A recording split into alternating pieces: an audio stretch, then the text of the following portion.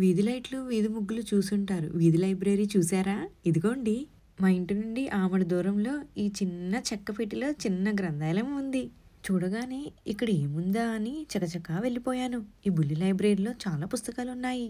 న్యూజిలాండ్లో పుస్తకాలు చదవడానికి చాలా ప్రాధాన్యం ఇస్తారు. చదివిన పుస్తకం ఇంట్లో దాచిపెట్టకుండా పక్కవారికి కూడా ఇచ్చి చదవమని ప్రోత్సహిస్తారు. చదివిన పుస్తకాన్ని ఇందులో పెట్టి నచ్చిన పుస్తకాన్ని తీసుకెళ్లొచ్చు. ఇక్కడ వంటల పుస్తకాలు, స్టోరీ బుక్లు చాలా ఉన్నాయి. పుస్తకాలు తడవకుండా పైన రేకు, గ్లాస్ డోరు భలే భద్రంగా తయారు చేశారు కదా. ఈ చిన్ని వీధి గ్రంథాలయానికి తాళాలు వేయలేదు, టైమింగ్ తో పని లేదు. మనకి ఎప్పుడు కావాలంటే అప్పుడు వెళ్ళి తెచ్చేసుకోవచ్చు. రిలీజియస్ బుక్స్, అడ్వర్టైజింగ్ ప్యాంప్లెట్స్ పెట్టొద్దని చిన్న నోట్ అతికించారు. పుస్తకం చదవటం ఒక మంచి అలవాటు, పుస్తకాన్ని పంచుకోవడం ఒక గొప్ప మనస్తత్వం. ఇంతకీ మీరు ఏ పుస్తకం చదువుతున్నారు? చదివేసిన పుస్తకాన్ని ఏం చేస్తారు?